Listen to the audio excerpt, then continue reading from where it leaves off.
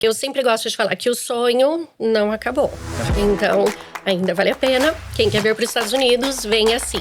Só que da forma correta. Existe a chance de você reverter isso, de você explicar para a imigração que o que aconteceu estava fora do seu controle. Se o seu status de turista está para vencer e você não tiver outro processo por cima durante esse período, se for por um dia, a imigração vai negar o seu processo. Primeira coisa é ter certeza se você tem algo a ser feito ou não. Você fica em paz com a sua decisão de ir ou de ficar, né? Com essas crianças tem duas coisas que podem ser feitas e precisam ser feitas. Primeiro, ter um passaporte em dia, caso alguém precise levar essa criança de volta para o Brasil. Depois, uma pessoa autorizada para tirar essa criança do país.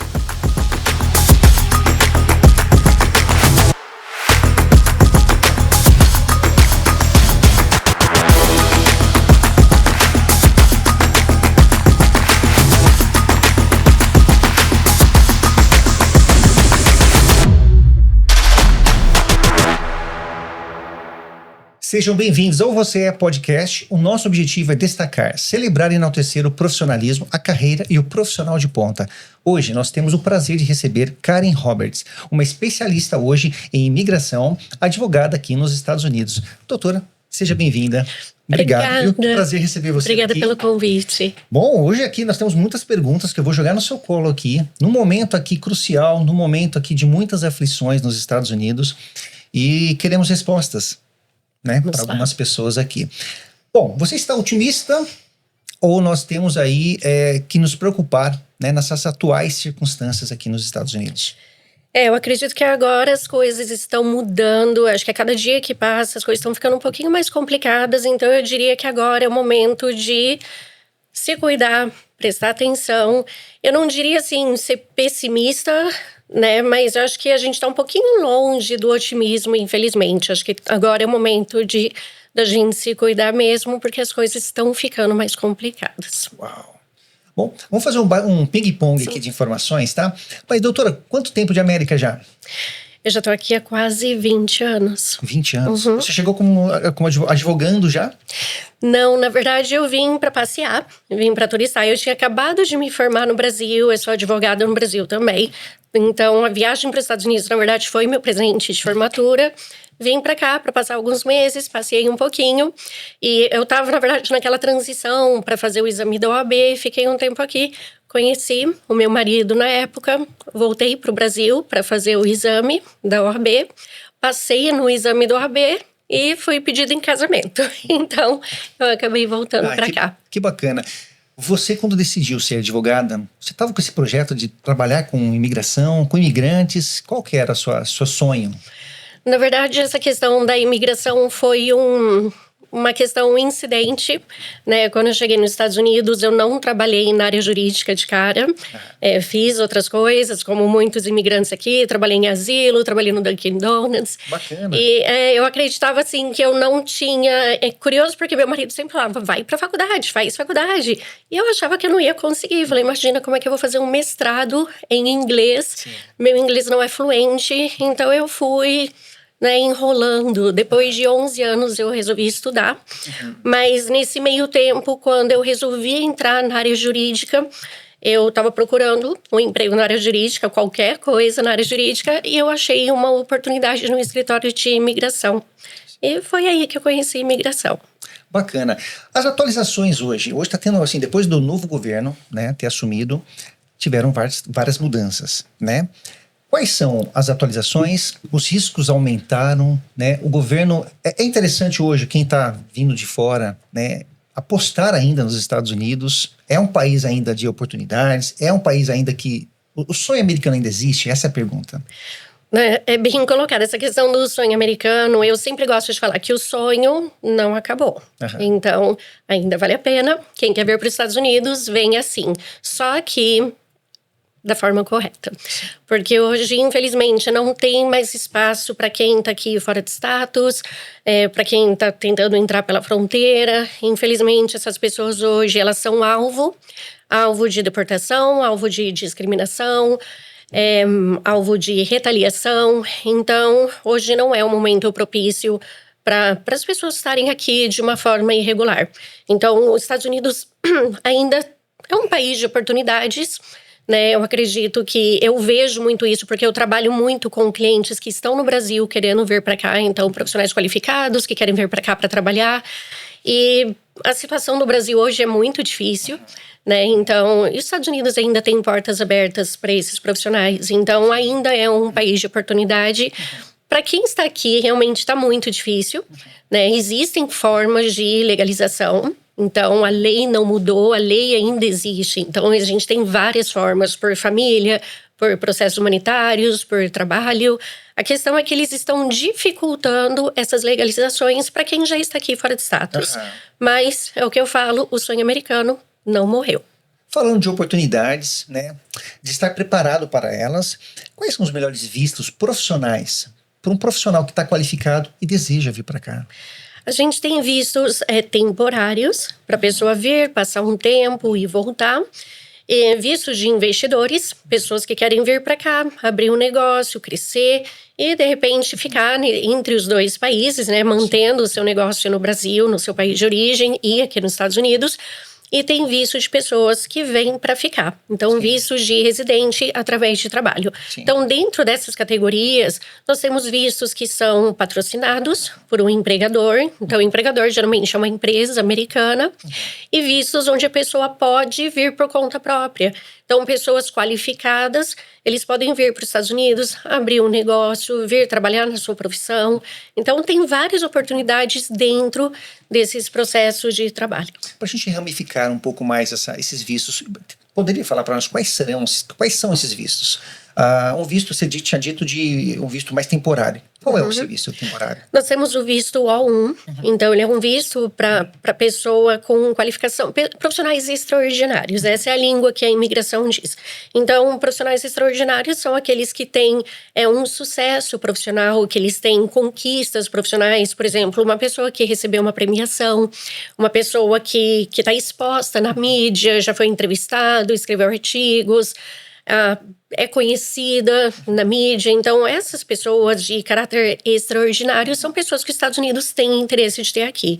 Então, se a pessoa conseguir comprovar que ele tem esse nível de profissional extraordinário e que ele vai continuar atuando aqui nos Estados Unidos com na mesma linha de atuação que eles tinham no país de origem, eles podem vir de uma forma temporária, ficar aqui, construir o que eles querem construir e depois voltar. Dentro desse processo, existe também um caminho para legalização. Então, um caminho para o Green Card. Então, eles poderiam entrar com um visto temporário, ficar aqui por alguns anos e depois solicitar o Green Card baseado no mesmo critério de profissional extraordinário. Então, na questão, por exemplo, de empresários, então pessoas que têm uma empresa no seu país de origem e querem abrir uma filial aqui. Então isso também é um visto temporário. A pessoa mantém a empresa no país de origem, mas vem para cá para abrir uma filial. Então essa pessoa fica também entre os dois países para crescer um negócio aqui nos Estados Unidos. E pode ser estendido esse Sim. visto. Porque se ele abrir uma empresa, ele pretende que seja promissor, né? E até assim, a própria empresa, se a pessoa tiver uma empresa de sucesso aqui, a própria empresa pode peticionar para essa pessoa. Porque quando a gente diz o sponsor, na verdade o sponsor é a pessoa jurídica, né? Então a sua própria empresa pode ser o seu sponsor. Sim. E o famoso EB2, N1W, é isso? Isso. Vamos falar sobre ele um pouquinho. Quais são as características, quais são os requisitos para se encaixar nesse visto? O EB2NW é um processo muito conhecido entre os brasileiros, principalmente lá no Brasil. Pessoas que estão lá querendo vir para cá, eles já conhecem bastante sobre esse processo. Então, o NW também é para profissional qualificado. Ele não chega ao nível de profissional extraordinário, mas ele é um profissional excepcional.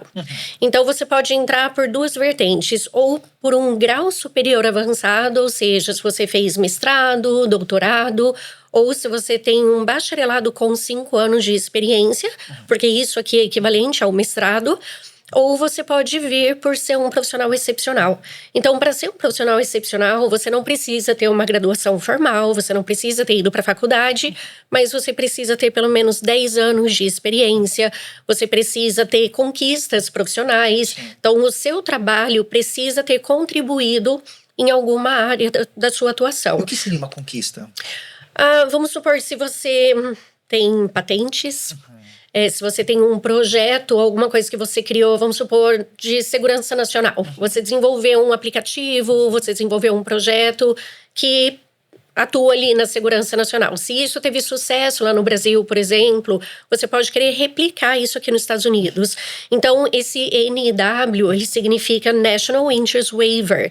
Então, basicamente, você está pedindo para a imigração a isenção da necessidade de ter um empregador, porque você tem um projeto que é interessante para os Estados Unidos. Então, um projeto que é de interesse nacional. Então, se você cria ali um projeto, por exemplo, eu vou abrir uma empresa nos Estados Unidos e eu vou trabalhar na área de segurança nacional, na área de segurança das escolas, alguma coisa que seja interessante para o país. Se você conseguir convencer a imigração de que seu projeto é de interesse nacional, você pode receber o seu green card. Que bacana. Doutora, mas assim, existe fluidez? Como é que está o cenário hoje para esse tipo de visto? Está tendo fluidez? Está embargando muito? Como é que estão as respostas do governo? Eles estão dificultando, só que ainda estão aprovando os casos, sim. A questão, o que está acontecendo hoje com a imigração, inclusive, saiu agora nos noticiários, no próprio site da imigração, que eles estão num combate muito rigoroso a fraudes. Então, em uma investigação que eles fizeram recentemente, eles acharam vários processos fraudulentos nessas áreas de trabalho. Então, esse processo EB2NW, por exemplo, como você precisa apresentar um projeto para a imigração, muitas pessoas têm apresentado um projeto falso. Muitas pessoas têm apresentado cartas de recomendação falsas. Sim. Então, documentos fraudulentos para fazer um processo imigratório. Então, por conta disso, a imigração tem ficado muito rigorosa na avaliação dos processos. Então, um processo que antigamente levava 1 ano para ser decidido, hoje está levando 2. Então, todo mundo está sendo chamado para entrevista. Então, eles estão sendo muito rigorosos com relação a isso. Eles estão ligando, eu já fiz consultas a respeito disso, que a pessoa está com um processo aprovado, mas, de repente, a imigração começa a fazer ligação para saber se a pessoa que escreveu uma carta, de fato escreveu essa carta, se o expert, que o perito que apresentou um laudo realmente fez esse laudo. Então, eles estão começando a voltar atrás para ver se os documentos são legítimos. Então, isso está fazendo com que o processo demore para ser aprovado, Sim. que eles peçam mais evidências, então eles têm mandado mais pedido de evidência, e infelizmente muitos processos acabam sendo negados, né, porque a imigração não acredita que o propósito é verdadeiro. Mas se o profissional ele é extraordinário, você recomenda atuação nesse visto. Tá. E o famoso EB3, que é um visto convencional para trabalho, correto? Sim. O EB3 eu acredito que é um ótimo caminho para legalização. É um dos meus processos favoritos porque a chance de aprovação é gigantesca. Então é um processo muito burocrático, ele demora muito tempo, mas a chance de aprovação é muito maior do que um EB2, um EB1, um O1, porque ele é um processo mais objetivo, sabe? Mais preto no branco. Se você cumprir todos os requisitos, ele vai ser aprovado. Então, o que é requisito para um EB3? Você precisa ter uma oferta de trabalho, né? Você precisa ter um empregador que tem uma vaga disponível. Você precisa publicar essa vaga, né? Oferecer essa vaga para o mercado americano, para ver se tem algum americano interessado ou portador de green card. E se ninguém aparecer, se não tiver ninguém interessado, aí você traz o imigrante para o processo. Mas por que precisa passar por esse passo? Os Estados Unidos exige que dê preferência para o nativo? Sim, exato. Ah, é? Porque a ideia do processo é que o imigrante não vem para cá para tirar o trabalho dos americanos. Que, na verdade, esse é o que o pessoal mais fala, né? Imigrante está aqui, está tirando o nosso trabalho e tudo. Então, esse processo, ele protege o mercado de trabalho americano. Existe não sei se é um tabu ou se é mito, que o nativo não quer fazer o que o imigrante faz. Sim. Esse é mito ou é verdade? Não, na verdade, é verdade. Porque a gente vê o que está acontecendo hoje, por exemplo, na área rural, por exemplo, né? Quando eles deportaram aquele número gigantesco de imigrantes, o que aconteceu? não tem ninguém para colher. Sim, Né? Então, verdade. tá tudo ali, eles estão perdendo muito dinheiro, a economia tá decaindo. Então, esse é o tipo de trabalho que o americano não quer fazer. Né? E não vai fazer e não está fazendo. Tanto que agora, não sei se você viu, eles querem abrir agora uma nova proposta para trazer trabalhadores rurais para cá. Sim. O que não faz sentido. Eles mandaram embora quem estava aqui, ao invés de dar a opção de legalização. E agora eles estão abrindo as portas para novos trabalhadores chegarem, porque eles viram a necessidade de imigrantes para fazer esse tipo de trabalho. Existe uma congressista, Maria Elvira Salazar. Ela é uma grande aí lutadora pelos imigrantes, principalmente os trabalhadores.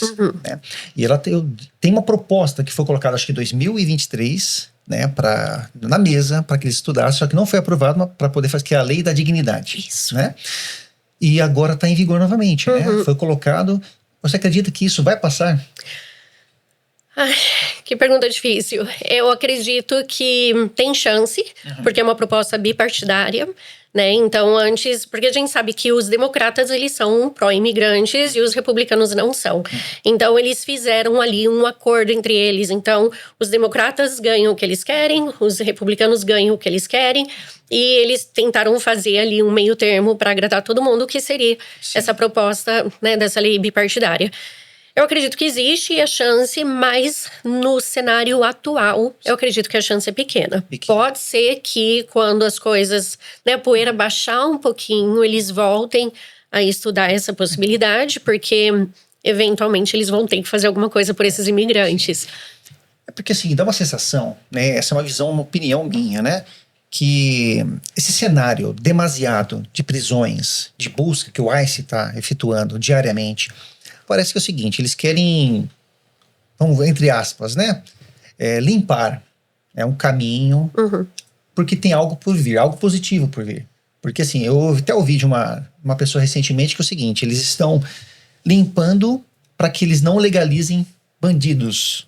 Eu não sei se isso é um termo muito pesado para ser usado, mas estão dizendo que é essa a intenção. Porque existe algo que está na mesa, porque dá uma sensação de que os Estados Unidos não sobrevive sem imigrante. Pois é.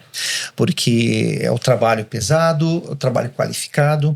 Então é o seguinte, eles querem realmente, estão em busca, né, de pessoas que não são qualificadas, mas que estão aí, de repente, com más intenções, limparem esse meio campo para que depois venha em vigor uma lei dessa, da Lei da Dignidade. Né? Sim, eu acredito que tem uma chance, sim. Eu acho que o que está acontecendo hoje está indo muito além do que havia sido proposto no início, né, do governo atual. Muitas pessoas inocentes estão sendo presas. A ideia era tirar criminoso, tirar as pessoas que entraram nos 2 últimos anos, que vieram ali pelo Caicai, que o governo atual sempre bateu muito em cima disso, com relação ao Biden abrir as fronteiras, enfim, muito criminoso acabou entrando no país, sim, isso é fato. Né? A gente vê muitas pessoas que são foragidas do seu país de origem, acabam vindo para cá porque aqui estava fácil. Então, assim, essa questão eu entendo e o foco era para ser esse. Só que o que está acontecendo agora é que eles já não têm mais critério, né? Então, pessoas que tem processo pendente, tem uma opção de legalização, tem familiares americanos. Sim. Essas pessoas também estão pagando o preço. Sim. Então, agora parece que ficou sem critério nenhum. Todo mundo que está na frente vai. Doutora, uma das fontes do ICE são as denúncias, né? O ICE sempre aborda algumas obras que contêm diversos trabalhadores, né? Às vezes estão em busca aí de 2 pessoas, 3 pessoas, mas aí, com efeito colateral, acaba levando dezenas. O que fazer quando você faz parte desse efeito colateral? Quais são os atos? Deve-se falar alguma coisa? Deve ficar quieto? Dar informação para o agente ou na entrega? O que você recomenda?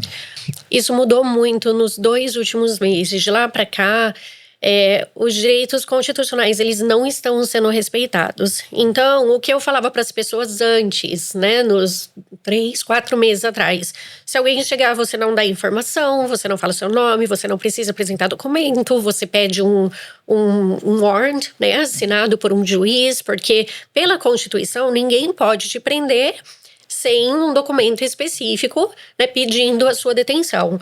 Hoje isso não é mais respeitado. Então, uma pessoa que está numa situação dessa, onde agentes chegam e eles querem levar todo mundo, a pessoa basicamente tem que ir e se defender depois. Porque hoje em dia a gente tem visto, não tem como brigar de frente com o ICE.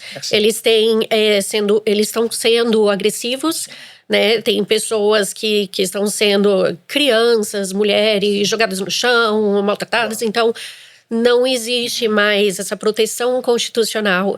Então, essas coisas têm mudado dia após dia. Então, numa situação como essa hoje, é importante que essa pessoa tenha uma fonte, um meio de contato imediato com o advogado ou alguém que possa entrar em contato com o advogado.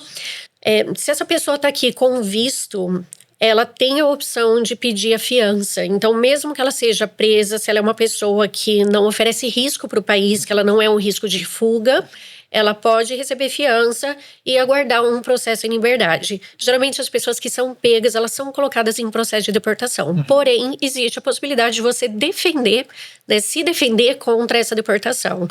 E a opção de pedir fiança para você esperar esse processo em liberdade. Agora, tem uma regra nova que saiu recentemente, que pessoas que entraram pela fronteira, pessoas que não têm visto, elas não teriam direito a pedir fiança. Isso ainda assim é inconstitucional. Então, mesmo que o novo governo tenha colocado isso como nova regra, isso é inconstitucional, então pode ser brigado na Corte Federal. Então, se uma situação dessa acontece, a pessoa não está sendo procurada, mas ela está ali, acaba sendo presa, né, incidentalmente. Se ela entrou pela fronteira, ela precisa de um advogado nas próximas horas para fazer um habeas corpus e pedir essa fiança para essa pessoa não ficar detida. Sim. A pessoa que veio com visto tem a opção de pedir fiança.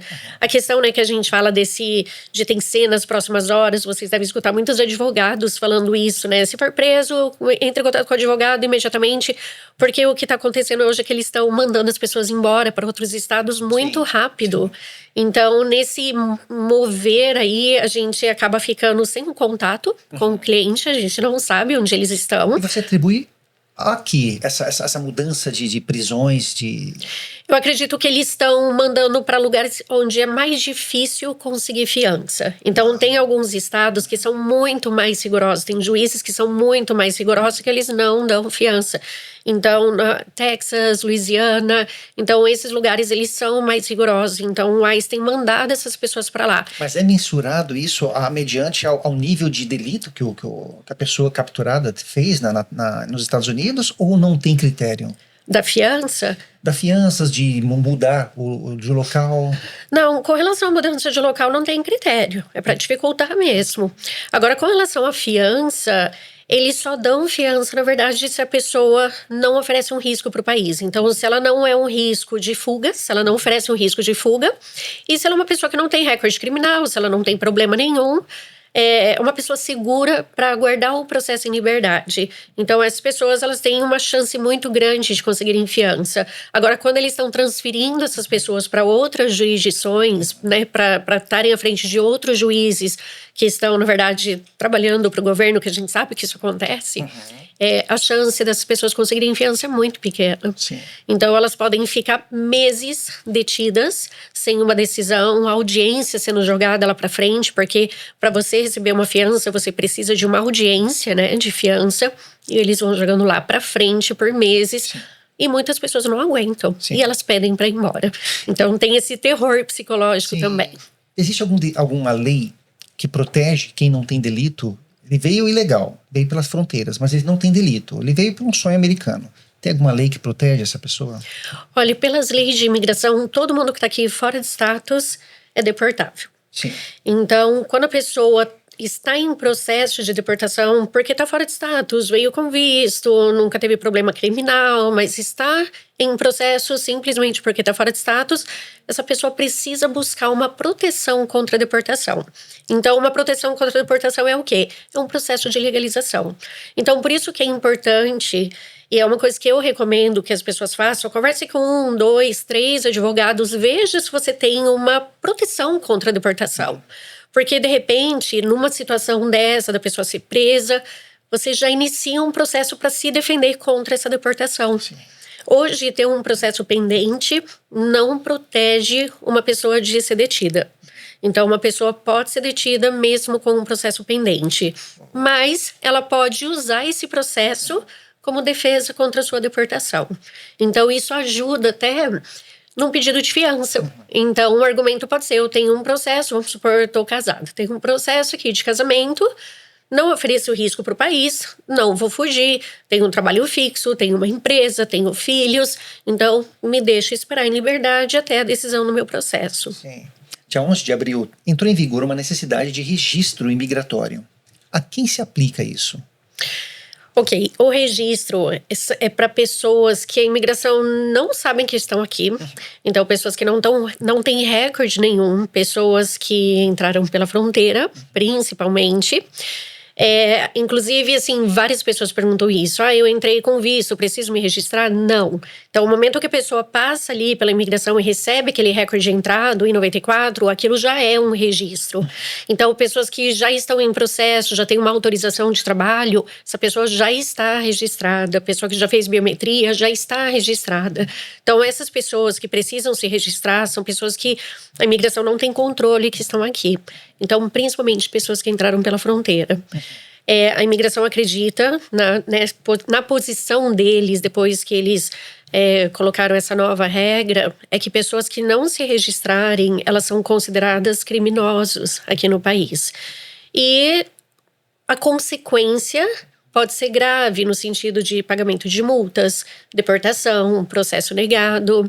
Então, tem riscos, só que tem riscos das duas formas, né? Inclusive, é uma coisa bem difícil pra gente dizer pro cliente o que eles devem fazer, porque no momento que você se registra, você tá se expondo pra imigração. Então, você tá dizendo onde você mora, suas informações, onde você trabalha, sua família, enfim, você tá colocando um holofote sobre você.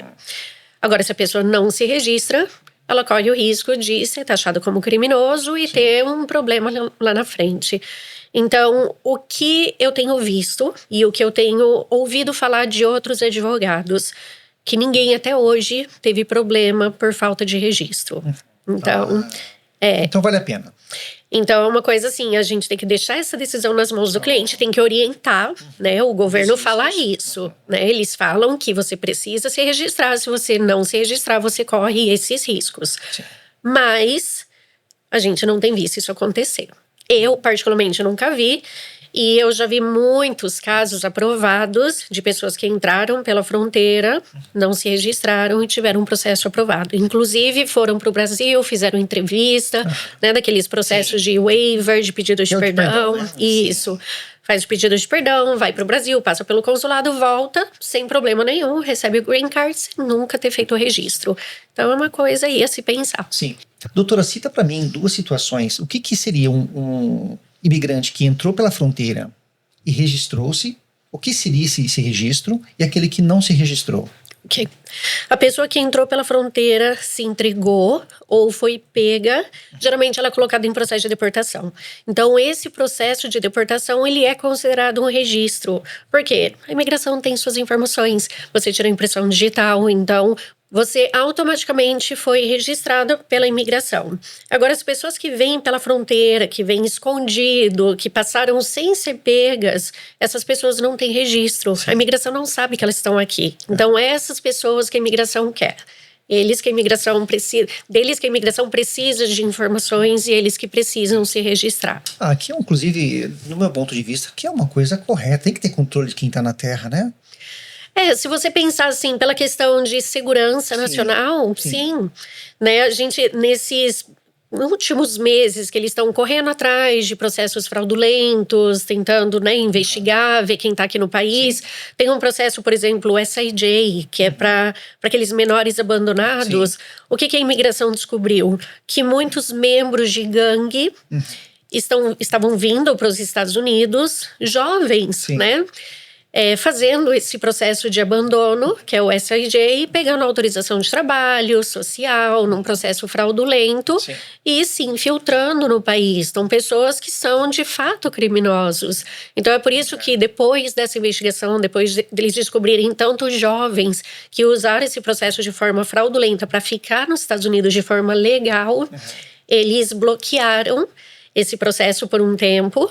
E agora, o que eles fizeram? Eles tiraram a proteção contra a deportação, porque esse processo não somente dava autorização de trabalho social, mas ele dava uma proteção contra a deportação. Essas pessoas não podiam ser deportadas. Agora, pensa um criminoso entrar aqui. Ele não pode ser deportado porque ele está protegido. Ele tem autorização para trabalhar, ele tem social, ele está aqui infiltrado na sociedade. Sim. Então, por essa proteção, a imigração cortou. Esse processo cortou essa proteção contra a deportação. Então, assim, eu vejo que são meios necessários. Sim. Né? Infelizmente, muitas pessoas pagam um preço, né? Mas acaba que ajuda onde precisa. Uau. A gente vê muitas cenas na internet dos pais que estão sendo presos e que às vezes deixam crianças na rua ou dentro dos carros. O que acontece com essas crianças? O que os parentes, os amigos precisam fazer? O que você recomenda? Vai para onde essas crianças? A gente precisa ter como é que eu vou dizer? Um plano de emergência. Então, isso é uma coisa que eu oriento todo mundo também, quando vem para consulta, ou próprios clientes, tenham um plano de emergência caso você não esteja disponível. Com essas crianças, tem duas coisas que podem ser feitas e precisam ser feitas. Primeiro, ter um passaporte em dia, caso alguém precise levar essa criança de volta para o Brasil. Então, se os pais forem deportados, alguém precisa levar essa criança. Depois, uma pessoa autorizada para tirar essa criança do país. Precisa de uma autorização expressa dos pais para alguém poder viajar com essa criança. Então, essa é mais a questão documental. Agora, a questão de emergência, por exemplo, uma criança está num daycare e a mãe foi presa, o pai foi preso, não tem ninguém para tirar essa criança do daycare. Eles não entregam, por lei, eles não podem entregar essa pessoa, essa criança, para um estranho. Então, existe um documento específico para isso. Um documento gratuito, um documento que você pega online, uma página, basicamente, que você coloca as suas informações, as informações do seu filho e as informações da pessoa que tem o poder para tirar o seu filho da escola, para levar seu filho para a escola, para levar seu filho para o hospital e tomar uma decisão. O formulário médica. já existe, então. Já existe, não é de hoje, é uma coisa que sempre existiu, na verdade. Então, eu sempre falo para as pessoas, tenha uma pastinha, sabe? Um dossiê ali de documentos para situações emergenciais. Questão financeira, por exemplo, alguém de confiança que tem acesso ao seu dinheiro. Então, se você precisa de uma fiança, você precisa imediatamente. Você não pode esperar dias para fazer vaquinha e juntar dinheiro. Então, tenha dinheiro guardado para isso, dê acesso a uma pessoa de confiança para poder ter acesso ao seu dinheiro, acesso ao seu filho, poder levar seu filho para fora. Então, esse tipo de situação, a gente não quer pensar sobre isso, mas, né, questão de emergência mesmo. Uau, interessante. Bom, falando aí em juntar dinheiro, né? Doutora, existem advogados que estão aproveitando atuais circunstâncias e ganhando dinheiro, né? Demasiadamente, mediante aí ao sofrimento alheio. O que você acha? Qual é a tua visão sobre isso? Bastante. Bastante, e não é de hoje. Sim. Eu acho que desde que a fronteira abriu, né, com essa questão do Caicai, todas essas entradas, as pessoas se aproveitaram disso. Eu tô falando de advogados, tô falando de consultores, eu tô falando de paralegals, de contadores. Uau, então, é um grupo, bastante. Então, muitos ainda estão sob investigação. Essa foi uma oportunidade, né, que essas pessoas viram de ganhar dinheiro fácil, usando da vulnerabilidade de algumas pessoas. Então, pessoas que vinham pelo Caicai, por exemplo, a promessa é que eles entrariam aqui, teriam autorização de trabalho, social e, eventualmente, o green card, se eles fizessem o processo do asilo. Então, tudo começou aí. Muito processo de asilo fraudulento. Sim. Então, assim, eu já vi advogado falando em rede social que ganhou 4 milhões, 5 milhões nesse ano, fazendo esse tipo de processo. Processos fraudulentos. O que está acontecendo? Por ser fraudulento, essas pessoas hoje estão recebendo, né, notificações de deportação. Sim. Não tem o que fazer quando o caso é fraudulento, o caso não é verdadeiro. Então, um processo de asilo que seria uma defesa contra a deportação, se hoje você é taxado de fraude, não tem o que fazer. Então, você vai ser deportado. Aí o que esses advogados fazem? Me paga mais 5 mil, mais 10 mil que eu te ajudo. Nesse eu te ajudo, a pessoa já foi embora. Então, infelizmente, Sem a oportunidade de levar o único recurso que ela tinha. É isso. É isso que me entristece bastante, porque se você vê todo o trajetório dessa pessoa, todo o trajeto, tudo que aconteceu do momento que eles saíram do Brasil, e a gente tá falando de Brasil, né? Porque, mas, né, muitos imigrantes saíram da sua terra natal, pagaram uma fortuna para coiotes, chegaram aqui sob ameaça. Tem que pagar, tem que pagar, tem que pagar. Então a pessoa consegue um emprego ali, meia boca. Aí tem um advogado que fala: eu vou te dar documento. Sim. E daí ele faz uma dívida com esse advogado, enquanto ele ainda está pagando a dívida com o coiote. Eu já tive pessoas que sentaram na minha frente e choraram. Assim, até hoje eu não tive nada nessa terra. Até hoje eu só paguei advogado e coiote. E tô aqui me matando de trabalhar. Sim. Então, assim, é uma máfia. Para mim, isso, né, é uma máfia. Sim, você comentou sobre o asilo. Quais são aí as possibilidades, a porcentagem, no seu ponto de vista, sobre o sucesso de aplicar asilo aqui nos Estados Unidos? Olha, o asilo, ele é um processo muito, bem criterioso. Tem algumas coisas que você precisa mostrar. Por exemplo, você precisa mostrar que sofreu perseguição. Ok. A perseguição tem que ser por conta de alguma coisa específica, por exemplo, da sua orientação política, da sua orientação sexual, por você fazer parte de um membro específico. Então, você foi perseguido porque você fazia parte desse membro específico e você não encontrou proteção em lugar nenhum no seu país. Então, quando as pessoas fazem, né, um processo de asilo, eu fui assaltado, não é uma perseguição contra você porque você, sei lá, porque você era um homem ou porque você era um nordestino. Não, você não. Você foi assaltado no Nordeste, mas você poderia ter fugido para o Sul antes de fugir para os Estados Unidos. Então, é isso que eles analisam. Então, a chance de aprovação desses casos é mínima. Sim. Right? Mas existem casos aprováveis. Inclusive para brasileiro. Tem gente que fala que brasileiro não consegue asilo. Consegue. Só que você precisa comprovar tudo isso. E o que é difícil para brasileiro é que, pelo país ser muito grande, o argumento é sempre assim: ok, isso aconteceu com você lá no Sul, por que você não fugiu para o Norte? Por que você tinha que fugir para os Estados Unidos? Então a ideia é assim: tenta todos os recursos que você tem no seu país. Se não tem jeito, aí você vem pedir asilo aqui. Sim. Então ele é mais difícil, mas existe, tem um índice de aprovação muito bom, inclusive para brasileiro, desde que você consiga comprovar todos esses elementos. Esse asilo, ele tem alguma coisa coligada com VAWA? Não exatamente com o VAL especificamente. Porque o VAL é para vítimas de pessoas que sofreram abuso doméstico.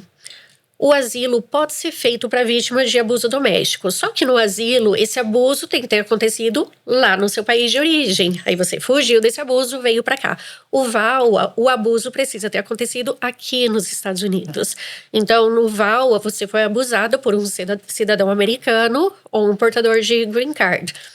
Pro asilo não interessa quem te abusou. Sim. Mas você foi abusado lá no seu país de origem. Entendi. Então, o VAWA são situações que aconteceram aqui nos Estados Unidos. Isso, exatamente. Então, o que acontece no VAWA é um abuso doméstico cometido por um cidadão americano ou portador de green card. Outra coisa que é essencial pro VAWA é que você seja casado com esse cidadão americano ou portador de green card. Sim. Então, ele tem umas regrinhas específicas. Ok. Mas enfim, então você tem que ser documentado. Você não, o seu parceiro. A pessoa que cometeu o abuso, ela tem que ser documentada. Tem que ser um nativo ou um cidadão americano. Isso, então tem que ter green card ou cidadania. Para você entrar no VAWA. Isso, aí você precisa comprovar que você era casado com esse cidadão e você sofreu abuso doméstico. Então, esse abuso doméstico também as pessoas pensam que eu não tenho boletim de ocorrência ou eu não tenho marcas, nunca me bateu. Só que esse abuso pode acontecer de várias formas, inclusive abuso emocional, psicológico, controle. Então, tem que ver o que aconteceu nesse relacionamento específico para ver se é caracterizado por um abuso provável. Assim? Eu tenho bastante casos assim. Como você avalia o grau de sucesso disso? Olha, se a gente tem uma história verdadeira, mesmo que você não tenha muitas evidências, a chance de aprovação é muito grande. Então, só que o VAL é um processo que leva muitos anos para ser decidido. Só que no meio do processo, meses depois do processo, a pessoa pode receber uma pré-determinação. É quando a imigração faz uma pré-avaliação, olha se todos os elementos estão ali, e se eles acreditarem que o caso é verdadeiro, eles já dão essa proteção contra a deportação. A pessoa pode receber autorização de trabalho social enquanto o processo ainda está pendente. Sim. Então, a gente vê o que a imigração acha do processo, basicamente, com essa pré-avaliação que eles dão. Então, isso já é um grande indício de que o processo vai ser aprovado. Uau, interessante. Doutora, quais são os riscos de um estudante que está aqui nos Estados Unidos, mas ele está, por exemplo, trabalhando, ele estuda durante o dia e trabalha à noite. Quais são os riscos sobre essas atuais circunstâncias no ICE? Os riscos são gigantescos, porque quando a pessoa estuda, ela só pode estudar. Sim. Existem algumas circunstâncias específicas nas quais a pessoa pode, por exemplo, fazer um OPT, um CPT, que seria basicamente um estágio dentro da área ali de estudo. Então, isso permite que a pessoa trabalhe de forma autorizada. Fora isso, o estudante não pode trabalhar. Então, vamos supor que a imigração descubra de alguma forma, ou a escola descobre de alguma forma, ou alguém faça uma denúncia, e imediatamente essa pessoa perde o status.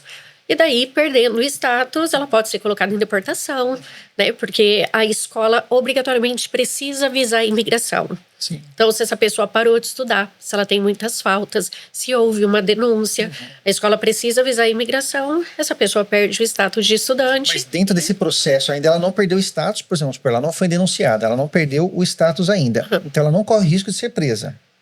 Se a imigração não souber... Sim. Não, mas assim, vamos supor que ela foi denunciada, mas Sim. ela ainda não perdeu o status. A imigração foi lá, eu conheço alguém que está estudando, mas está trabalhando.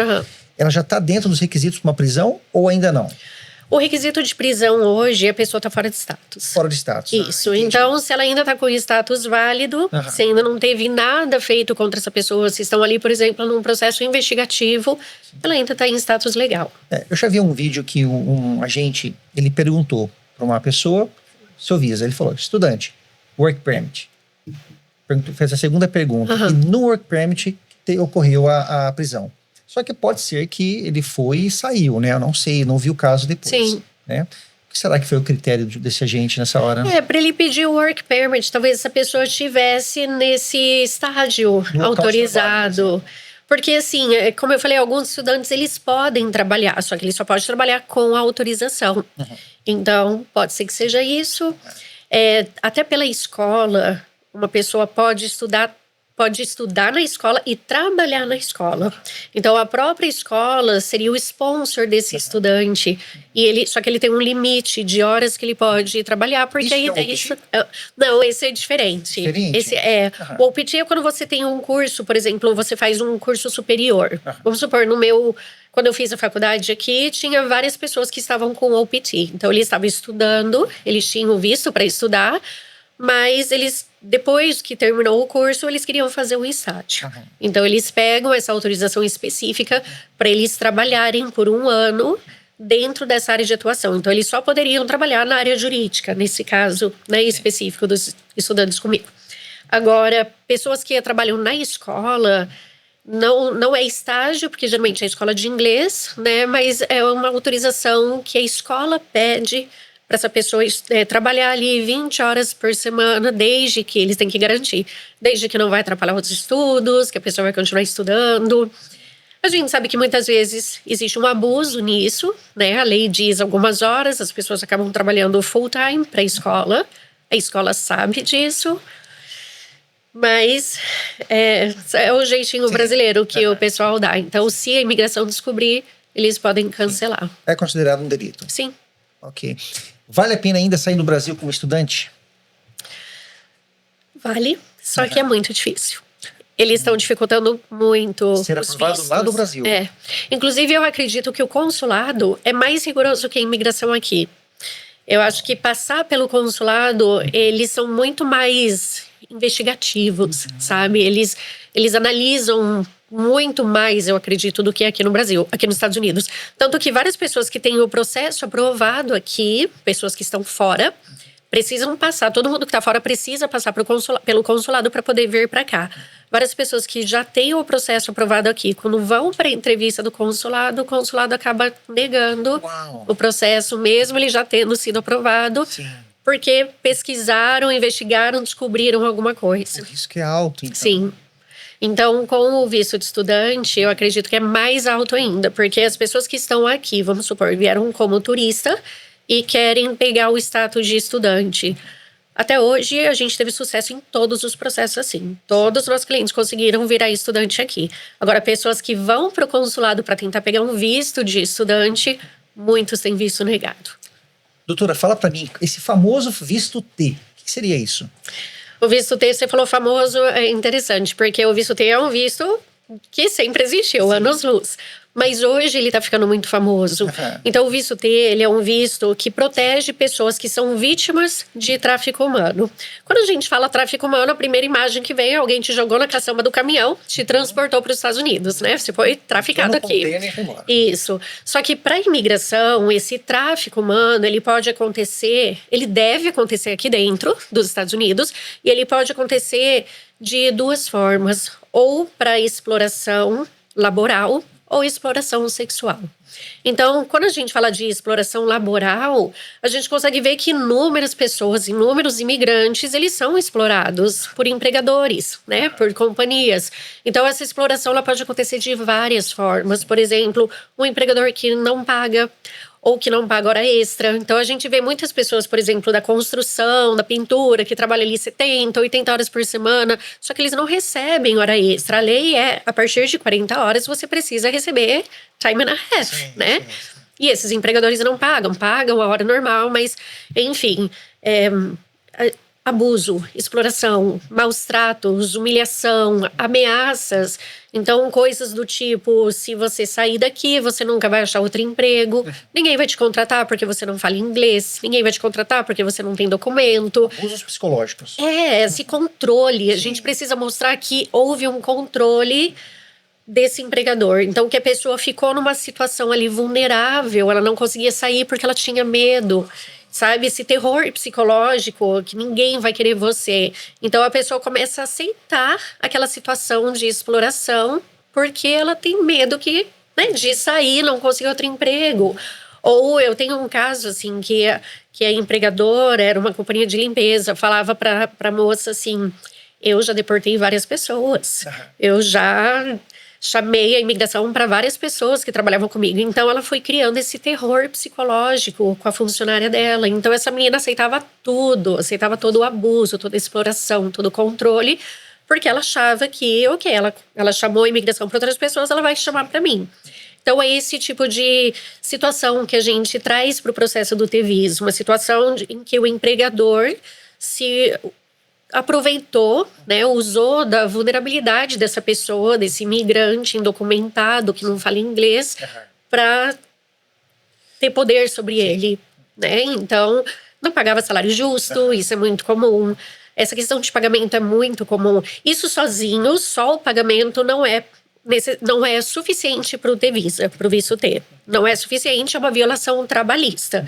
Só que a gente, quando junta, né, todas essas pequenas coisas que vão acontecendo, se você conseguir comprovar que esse empregador tinha um controle sobre você, e você não conseguia sair dessa situação, a gente consegue fazer um ótimo processo de visto T.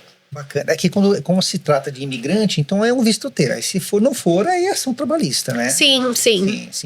Interessante. Mas falando de abusos, né? Voltando para as escolas, o visto de estudante.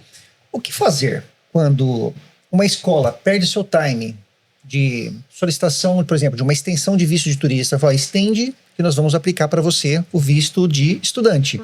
E quando elas perdem esse time? Quando elas não aplicam, não solicitam o I-20 e você perdeu o prazo. Sim. O que fazer? Dá para reverter essa situação?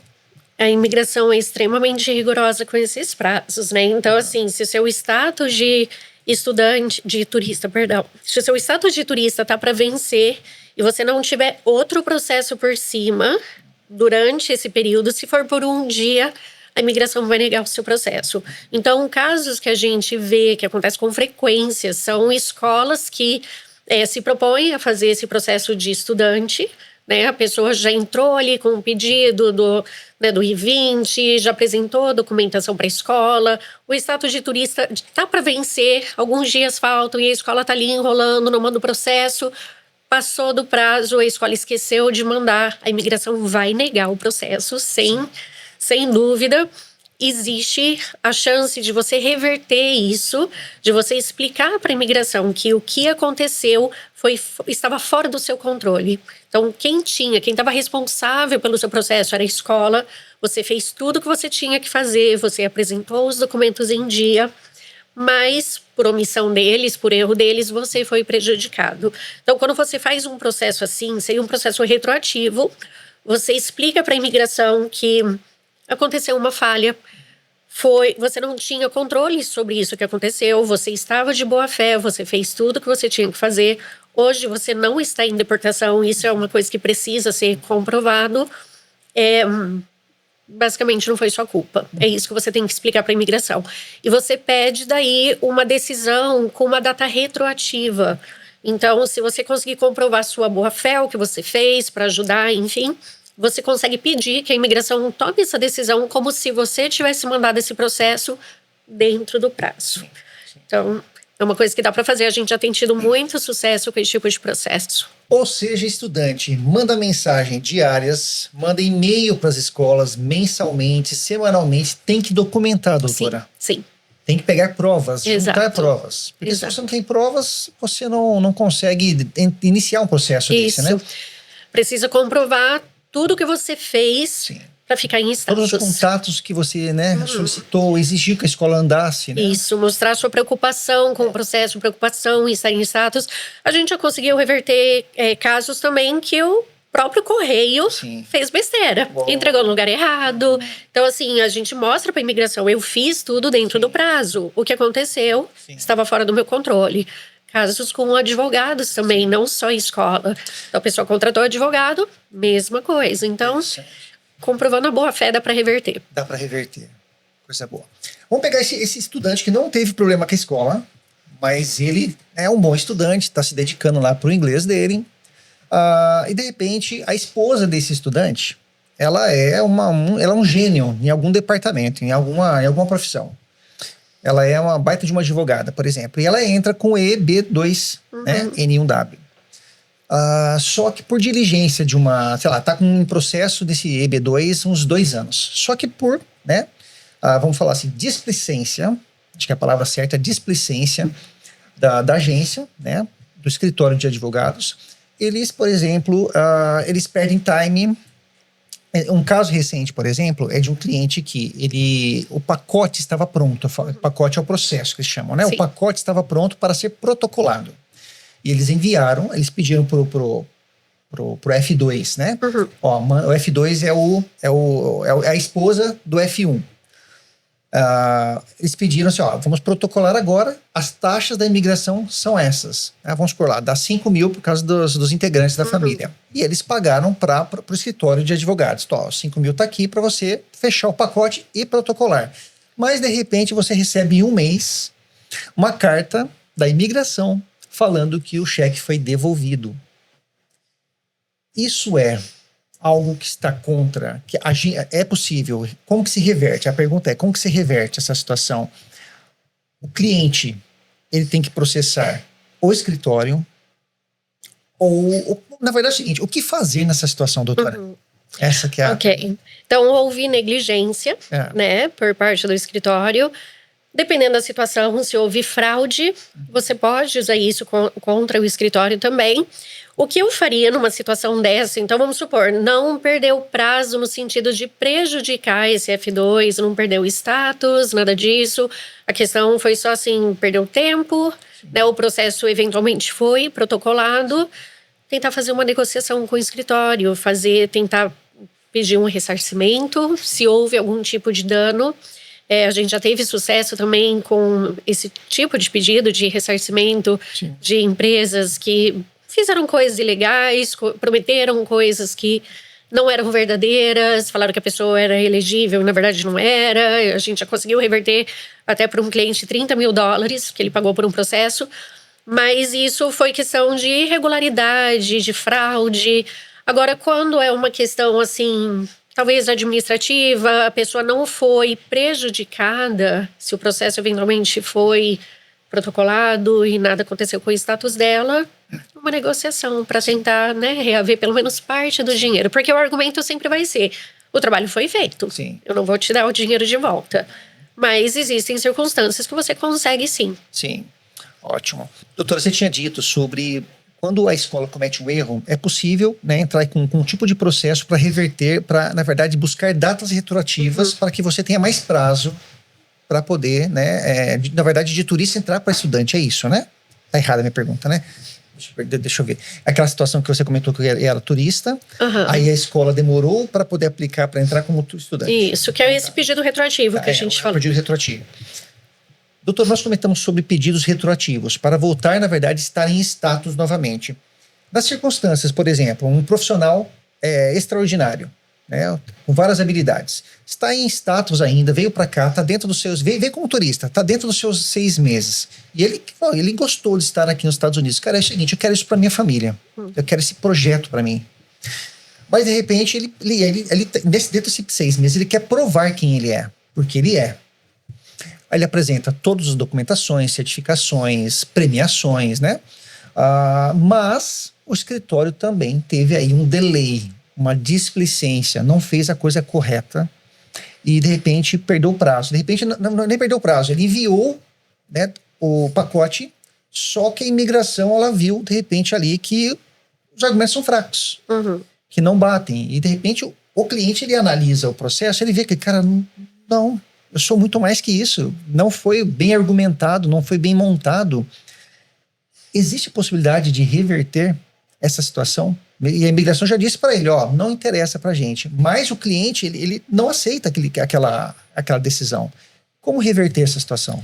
Existem algumas opções, dependendo do que a imigração manda para você. Se eles te mandarem uma negativa, as portas fecharam, você pode ainda assim fazer uma apelação, pedir para reabrir o caso, trazer evidências novas. Então tem como você ainda brigar pelo seu processo. Se não tem nada a ser feito, agora você tinha mencionado sobre o escritório, perdeu o prazo, enfim, mandou o processo, a pessoa já estava fora de status. Então nesse caso você pode reiniciar o processo com a imigração, coloca todas as evidências, faz um processo forte e pede para a imigração analisar esse processo de forma retroativa, como se você tivesse mandado lá atrás, quando você estava em status, e argumenta de novo a sua boa-fé. Aquela questão que a gente estava falando, tudo isso que aconteceu não foi minha culpa, eu confiei o meu processo para esse escritório, para esse advogado, consultor, seja o que for, eu fiz tudo certinho, eu fui diligente, apresentei todas as provas, e assim, a ideia é mostrar que eles foram negligentes, que eles erraram e você estava de boa fé. Então tem duas coisas que podem ser brigadas aqui, a questão do status, que é quando você pede uma data retroativa para a imigração aceitar o seu processo de forma retroativa, e a questão dos argumentos também. Então, se houve negligência, se você deu evidências para esse escritório e eles não usaram as suas evidências, eles não fizeram um processo forte, você pode argumentar isso também. Então, refazer o processo e trazer todos esses argumentos. Porque não dá para desistir do sonho, né? Porque não, de forma alguma. É muito caro, Sim. Né? O investimento é alto e a pessoa, ela realmente, às vezes, ela vende tudo que ela tem lá no Brasil para investir Sim. aqui. E esses processos de trabalho, eles têm um caráter discricionário. Então, o caráter discricionário, basicamente, a imigração tem poder para falar sim ou não e, às vezes, nem argumentar. Só que, se você é qualificado, tenta. Se um oficial falou não, manda de novo para cair nas mãos de outro oficial, porque isso é baseado em opinião, é a opinião deles com relação a você. E nessa situação ali é porque foi refutado a resposta do primeiro oficial ou começa do zero, na verdade? Então, você tem duas opções, dependendo do estágio do seu processo. Se eles negaram e você acredita que essa negativa foi um erro deles, você pode bater de frente. Não, vocês erraram porque vocês não analisaram esses documentos, vocês não viram. Eu recomendo para ganhar tempo. Sim. A chance de aprovação de uma apelação é muito pequena. É muito pequena. Só que, enquanto o seu processo está em apelação, ele está vivo ainda. Então, se você estava em status legal, você continua com o status autorizado até esse processo fechar 100%. Então, isso te dá a chance de começar a preparar um outro processo. Então, você está com o status autorizado, porque a apelação está correndo. Nesse meio tempo, você está preparando um outro processo mais forte para você protocolar enquanto a apelação do outro ainda existe. Sim. Entendeu? Então, isso é uma forma estratégica para você segurar o seu status, porque se o processo for negado, você não apela, depois de 33 dias ele vai fechar, acabou. Então, você já está sem status. Sim. Agora, para você fazer um outro processo, você já está sem status. Então, você precisa ter um argumento muito forte para tentar fazer esse status retroativo. Entendeu? Então, acaba sendo mais, como é que eu vou dizer, mais difícil, mais complicado. Só que em alguns casos tem jeito. Então, você tem que analisar a situação específica de cada cliente para ver o que dá para salvar. Interessante. Nós falamos do EB2, mas nós não falamos ainda do EB1. O EB1, qual a diferença entre o EB1 e o EB2? O EB1 a gente fala que é um nível acima do EB2. Então, EB2, profissional excepcional, EB1, profissional extraordinário. O EB2, ele é mais focado no projeto do profissional. Então, o que essa pessoa vem trazer para os Estados Unidos, o que ele está trazendo para cá, se é de interesse nacional, o que ele vai fazer. Então, é focado mais no trabalho dessa pessoa. O famoso business plan. Isso, que é super importante ter um business plan. Já o EB1, ele é focado na pessoa em si, no profissional. Então, como que esse profissional brilha, como é que ele está exposto, se ele foi entrevistado, se ele está na mídia, se ele... Enfim, se ele tem artigos escritos, se ele tem premiações. Então, ele é mais focado na pessoa, claro que voltado para essa área, né, profissional dele, do que no projeto dele, do que ele quer fazer aqui. Então, eu acho que é fácil separar dessa forma. Um é focado no projeto, o outro é focado na pessoa. Nas atuais circunstâncias, a pessoa chegou como turista, ou ela quer vir do Brasil ainda. Quais são os melhores vistos para um futuro promissor aqui? Eu sempre digo que visto de trabalho, porque você ainda está em status legal, você veio como turista, você está em status, então o visto de trabalho, se você não tem familiar aqui que possa peticionar para você, é a melhor opção de legalização. Mas você precisa estar em status legal. Então, sempre que a pessoa vem já do Brasil, pensando em ficar, pensando em criar alguma coisa aqui, construir alguma coisa aqui, a gente precisa trabalhar com estratégia, porque essa pessoa precisa ficar em status legal durante todo o processo. Então, alguns processos são mais rápidos, outros levam muitos anos. Então, para ficar aqui como turista por muitos anos, é muito difícil. Sim. Então, tem que ser feito de forma estratégica. Mas o EB1 que a gente estava falando, Sim. por exemplo, é um processo que você já pode iniciar com uma aplicação de Green Card imediatamente. Então, isso faz com que você consiga segurar o seu status por mais tempo. Então o EB1, quando você aplica ele, você já pode solicitar o Green Card. Já. Uau! Sim. Hoje, não existe uma fila de espera para o EB1. Para alguns processos, como o EB2, o EB3, tem uma fila de espera. Então, você não pode enviar a aplicação do Green Card junto com o processo. Então, por isso, você precisa manter seu status legal. Sim.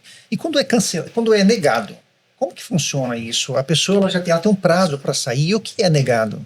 Então, o negado depende de qual processo que foi negado. Porque, por exemplo, como eu estava falando do EB1, se você enviar o EB1, você junta o protocolo, autorização de trabalho, pedido de social, o Green Card.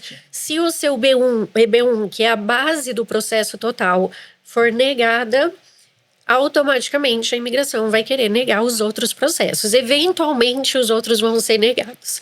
Então, a autorização de trabalho, social, autorização de viagem e o Green Card, eventualmente vão ser negados. Mas, às vezes, leva muito tempo para a imigração negar as outras aplicações. Então, nesse meio tempo, quando você ainda tem o pedido de Green Card pendente, a imigração negou o seu EB1, mas o pedido do Green Card ainda está lá. Existe a chance de você colocar um outro processo para reutilizar esse EB1 que está lá, porque ele está te mantendo em status. Sim, sim. Então, quando o EB1, o EB2, enfim, quando eles são negados, você pode fazer um refile. Então, o refile é reenviar o processo. As pessoas até confundem, acham que o refile faz parte do mesmo processo. Não, o refile é outro processo. Você vai enviar um outro processo para imigração e tentar reutilizar aquele status que ainda está pendente. Aumentar os argumentos, Isso. mais certificações. Quando a gente recebe um processo negado, uma pessoa que fez em algum lugar e trouxe um processo negado, a gente tem que entender o motivo dessa negação. O que ficou faltando, o que está fraco, enfim, o que a imigração não gostou no seu processo. Aí a gente trabalha em cima disso e reenvia o processo. E o que seria o I-140 e o 485? Desculpa. O I-140 é a petição de trabalho em si, seja o EB1, o EB2, o EB3, ele é feito com o I-140, é a petição de trabalhador. Já o 485 é a petição do Green Card em si. Então, elas são petições separadas. Você pode ter, por exemplo, a petição I-140 aprovada e o Green Card negado. E quando você entra com o EB1 e já solicita o Green Card, você está solicitando o 485, a aprovação dele. Isso. Mas você já pode estar com o I-140 garantido, né? Sim, algumas pessoas, por exemplo, têm o I-140 aprovado, a imigração aprovou o EB2, aprovou o EB1, por algum motivo não aprovou o 485. É um processo totalmente desligado do I-140, do processo principal. Eles são independentes. Sim. Você só pode protocolar o 485 se você tiver o I-140, né? Porque o I-140 é a base do 485. Só que eles são decididos de forma separada. Doutor, mas quando o 485 é negado, o que fazer? Olha, hoje existe um risco muito grande quando a pessoa tem um 485 negado. A imigração já colocou, inclusive está escrito no website dele, se você tiver esse processo negado, você vai ser colocado em deportação. O que a gente pode fazer? De novo, a gente tem que trabalhar com estratégias, ver o que a gente consegue salvar desse processo. O processo retroativo é sempre uma opção. Então, o que a gente precisa é colocar essa pessoa em status legal novamente. Então, tem alguns processos, por exemplo, se você tem um EB1 e o seu 485 do EB1 foi negado, mas você é um profissional qualificado. Sim. A gente pode te fazer, por exemplo, um O1. O A1, ele vai te colocar retroativo, vai te colocar de novo num status legal, e você estando com o status legal, você pode de novo fazer a petição do Green Card. Então, esse O1, por exemplo, ele vai ser usado como uma ponte para ligar, para te colocar em status legal, para você voltar e fazer de novo a petição do Green Card. Interessante. A gente percebe que assim, o sistema imigratório é muito obsoleto, né? Sempre está inovando, principalmente quando entram novos governos. Sim. Eu estou num processo, só que com as leis atuais. Mas, o ano que vem, geralmente processos têm ainda entre 1 ano e meio, 2 anos, até 3 anos, né, de duração do processo. Mas daqui 2 anos muda tudo, porque um novo governo entrou. Sim. E muda várias diretrizes. Afeta o meu processo isso? Pode afetar. Pode afetar, porque a pessoa que vai estar avaliando o seu processo, ela vai estar numa administração específica. Mesmo estando em leis antigas. A lei em si... É porque a lei não tem mudado assim. O que tem mudado são algumas regras, sim, alguma forma de avaliar. Então, hoje a gente sabe que eles precisam avaliar os processos com muito mais rigor do que eles precisavam avaliar antes. Hoje, por exemplo, as pessoas estão sendo chamadas obrigatoriamente para entrevistas. No ano passado, ninguém passava por entrevista. Então, esse tipo de coisa muda no governo local que você está. Então, por exemplo, o Biden, quando entrou no poder, ele tirou as entrevistas. Então, estava tudo sendo aprovado no papel. Esse presidente entrou, colocou as entrevistas de novo. Então, se você enviou o seu processo o ano passado, no governo Biden, não precisava de entrevista, mas ele vai ser decidido esse ano, e esse ano precisa de entrevista, sim, você provavelmente vai passar por uma entrevista. Uau! Doutora, como que você imprime as atuais circunstâncias do status Dreamer? Os Dreamers é o DACA, né? O processo, sim, DACA, que protege jovens que entraram nos Estados Unidos numa certa época, com uma idade específica. Ele tem uns requerimentos específicos para jovens. O que aconteceu é que o governo Trump, inclusive, no último governo, eles tentaram pausar esse processo. Então, é um processo que eles recebiam as aplicações, mas não podiam julgar. Então, ficou parado por muitos anos. E agora, esse ano, recentemente, em setembro, eles voltaram a aceitar esses processos. Então, pessoas podem entrar com novos processos e eles vão ser decididos. Então, isso é uma grande vitória, é uma coisa assim, foi uma grande surpresa, na verdade, porque, né, com tudo que a gente tem visto, as coisas estão parando, diminuindo, sendo, né, mais difíceis, e com os Dreamers, eles voltaram atrás e decidiram prosseguir com esse processo. Então, ajuda muita gente. Muito legal. Muito bom. Bom, já em reta final, para a gente saber, em duas situações, pessoas que ainda têm fôlego nos Estados Unidos, que ainda enxerga aí um futuro bacana, que tem seu sonho, que ainda está aí numa situação que dá para brigar um pouco pela sua vida, o que você recomenda? E aquelas pessoas que já viram que realmente não tem o que fazer. Às vezes parece que é meio óbvio a resposta, né? Mas o que você recomendaria nessas duas circunstâncias? Eu acho que a primeira coisa é ter certeza se você tem algo a ser feito ou não. Sim. Porque acho que você fica em paz com a sua decisão de ir ou de ficar. Né? O que a gente vê que é muito triste, a gente já falou até no começo, né? Pessoas que são iludidas, né? Paga 5 mil que eu te ajudo a ficar, e de repente essa pessoa não tem opção. Então, eu acho que orientação. E quando eu falo de orientação, faz consultas, conversa com 1, 2, 3 advogados, não fica com uma opinião só. Sim. Porque se você tem opção de legalização, por que não? Por que não fazer, sabe? Por que não investir no seu sonho americano? Uhum. Agora, se você não tem nada a ser feito, se as portas estão fechadas para você, por que pagar alguém que não vai fazer nada por você? Né? Então, eu acho que é isso.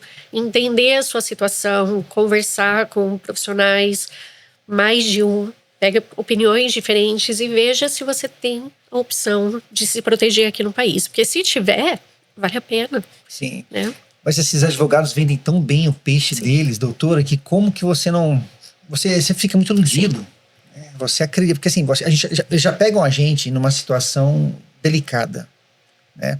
Você está constrangido, você tá desamparado. De repente eles vêm e te colocam na mesa para você uma série de circunstâncias positivas. Isso faz, inclusive, você entregar tudo que você tem, todos os seus recursos. Não, eu acredito. Então vamos lá. É por isso que eu digo, conversa com mais de um, conversa com 2, 3, investe ali, tem que pagar consulta? Tem, mas pelo menos você vai ter uma certeza. Uhum. Né? Eu lembro nessa época do asilo, eu nunca fiz processo de asilo, não faço asilo, mas eu falava para as pessoas, não tem, eu conheço o processo, você não tem um caso. Ah, mas fulano falou que eu tenho 90% de chance de aprovação. Entre uma pessoa que fala não tem jeito, e outra que fala sim, eu vou te dar documento, é o nosso lado humano, né? Para onde que a gente vai? Para a pessoa que te fez uma promessa que vai te salvar. Então, a gente entende. Pelo outro lado, para a gente finalizar, tem aquelas pessoas que assim, já não enxergam mais uma solução, mas também não tem para onde voltar. Não tem uma casa, não tem... Os parentes já estão distantes há mais de 20, 30 anos, não conseguiu investir em nada, ele não sabe mais viver sem isso aqui. O que fazer? Acho que... Se proteger. É o que eu diria, se proteger, tentar evitar situações onde você está exposto, né? Eu tenho um cliente, tadinho, ele tem mais de 80 anos, tá aqui sem nenhuma opção, e eu falo, se protege, não tem o que fazer. Se você for pego hoje, você vai voltar. E vai voltar e vai ser homeless, não vai ter família, não vai ter casa, não vai ter nada. Então, assim, se protege, porque isso vai passar. Vai passar. A gente sabe que pode demorar, né? Um governo aí de 4 anos, a gente não sabe se vai chegar até lá, né? Esses 4 anos, mas vai passar. E as pessoas no Brasil não sabem que existem essas circunstâncias. Acho que todos que estão aqui é por vaidade, né? Veio buscar aqui somente dólares, veio buscar aqui seus iPhones, mas não existem essas circunstâncias de pessoas que estão aqui 40 a quase 50 anos e realmente não tem essa opção de retorno e recomeçar suas vidas, né? Às vezes não tem nem tanta idade mais para isso. Não tem mais fôlego para o recomeço, né? Mas é isso, né? Então é entregar as nossas vidas nas mãos do Pai, do Altíssimo, e Ele dá nossas direções. É isso. Né? Muito obrigado pela tua presença. Eu que agradeço. Deus abençoe por todas as suas informações, Amém. tá? Obrigada. Vou deixar todas as informações da doutora no link aqui na descrição desse vídeo. Alguma dica, alguma coisa assim importante que você fala assim, isso você não pode deixar de fazer. Para finalizar. Então vamos voltar para essa questão de proteção. Sim. Se protejam, não fiquem em ambientes que podem ser um target para imigração. Né? É muito triste a gente falar, fica longe da comunidade imigrante, mas é o que a gente vê acontecendo, são grupos, são festas, são situações, então tente evitar né, coisas que podem te colocar numa situação de risco. Né? Então hoje todo cuidado é pouco. Muito obrigado, gente. Então é isso, se protejam, que Deus abençoe todos, até uma próxima, se Deus quiser. Valeu.